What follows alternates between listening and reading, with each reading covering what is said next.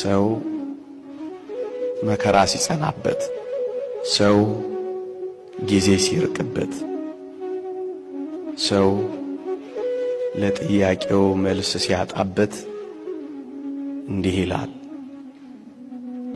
ቢረሳይ ነው፣ ባይወደኝ ነው፣ ባይኖር ነው። መጨረሻ ላይ ኧረ የለም ለማለት የሚደርሰው እንዲህ ባሉ ጊዜያት ነው። እንዲህ ባሉ ጊዜያት እግዚአብሔር አላያለኝ የሚል ጩኸት ነው የሚሰማው። ክርስቲያኖች ምናልባት እግዚአብሔር አላይ ብሎን ሳይሆን እኛ እንታይ ብለን እንዳይሆን መጠርጠር ነው። የእግዚአብሔር ዓይኖችማ አይደክሙ ኃያላን ናቸው።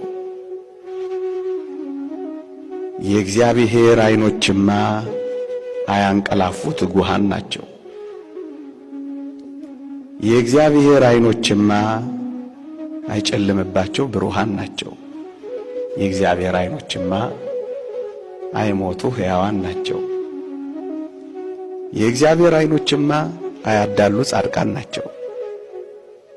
ታዲያ ዓይኖቹ እንዲህ ከሆኑ ምናልባት እኛ ላለመታየት ተደብቀን እንዳይሆን ነው መጠርጠር። እንጂማ እግዚአብሔር ያያል። እጠራለሁ አትሰማኝም፣ እጮሃለሁ አታደምጠኝም እንለው ይሆናል እግዚአብሔር።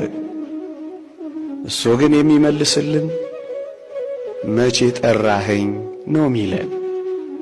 ምክንያቱም እግዚአብሔርን መጥሪያ አንደበቶቻችን አሁን እኔ የምናገርበት እናንተ የምትጮሁበት አንደበቶች አይደሉም።